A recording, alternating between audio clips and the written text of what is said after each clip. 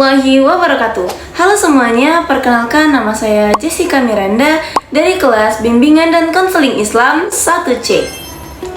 Pada kesempatan kali ini, saya akan menyampaikan materi tentang landasan pembelajaran pendidikan kewarganegaraan, macam-macam landasan pendidikan kewarganegaraan, serta tujuan dan fungsi pembelajaran pendidikan kewarganegaraan. Bagian 1. Landasan pembelajaran pendidikan kewarganegaraan. Apa sih yang dimaksud dengan landasan pembelajaran PKN?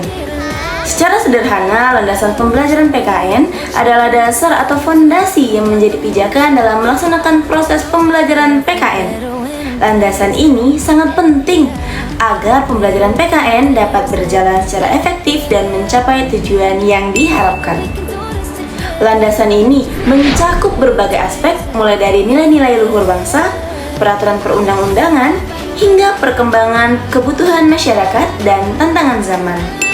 Dengan memahami landasan ini, kita bisa tahu mengapa PKN itu penting dan bagaimana cara yang terbaik untuk mempelajarinya. Bagian kedua, macam-macam landasan pembelajaran pendidikan kewarganegaraan. Sekarang, mari kita bahas macam-macam landasan pembelajaran PPKN. Ada beberapa landasan utama yang perlu kita ketahui. Yang pertama, yaitu landasan ideal, yaitu Pancasila. Pancasila adalah dasar negara yang menjadi sumber dari segala hukum dan nilai-nilai yang berlaku di Indonesia. Yang kedua, ada landasan konstitusional, yaitu Undang-Undang Dasar 1945. Adalah hukum dasar yang tertulis dan menjadi landasan utama dalam penyelenggaraan negara dan kehidupan berbangsa. Dan yang ketiga, landasan historis, yaitu sejarah perjuangan bangsa Indonesia. Sejarah ini memberikan kita pelajaran tentang semangat persatuan, rela berkorban, dan cinta tanah air. Yang keempat adalah landasan kultural, yaitu nilai-nilai budaya bangsa Indonesia. Nilai-nilai ini meliputi adat istiadat, tradisi, seni, dan kearifan lokal yang menjadi ciri khas bangsa kita. Dan yang kelima adalah landasan yuridis, yaitu peraturan perundang-undangan yang berlaku di Indonesia. Peraturan ini mencakup berbagai bidang, mulai dari pendidikan, pemerintahan, hingga hak asasi manusia. Dengan memahami berbagai landasan ini, kita bisa melihat betapa komprehensifnya PPKN dalam membentuk karakter dan wawasan kebangsaan kita. Bagian 3. Tujuan dan fungsi dari pembelajaran pendidikan kewarganegaraan. Lalu, apa tujuan dan fungsi dari pembelajaran PKN?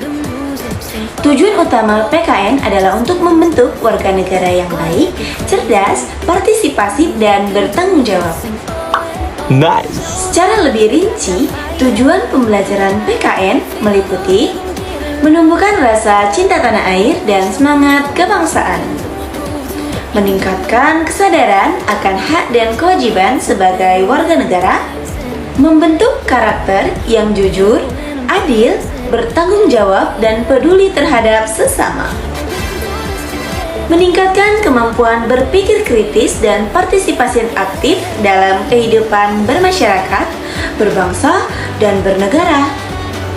Sementara itu, fungsi dari pembelajaran PKN adalah sebagai wahana untuk mengembangkan pengetahuan, nilai, dan keterampilan yang diperlukan untuk menjadi warga negara yang baik, sebagai sarana untuk menanamkan nilai-nilai Pancasila dan Undang-Undang 1945 dalam kehidupan sehari-hari, sebagai alat untuk mempersiapkan generasi muda dalam menghadapi tantangan global dan perubahan zaman. Dengan memahami tujuan dan fungsi dari PPKN, kita bisa lebih termotivasi untuk belajar dan mengamalkan nilai-nilai yang terkandung di dalamnya. Nah, itu tadi penjelasan tentang landasan, macam-macam landasan, dan tujuan, serta fungsi pembelajaran pendidikan kewarganegaraan. Semoga video ini bermanfaat dan menambah wawasan kita semua. Sampai jumpa di video pembelajaran berikutnya. Wassalamualaikum warahmatullahi wabarakatuh.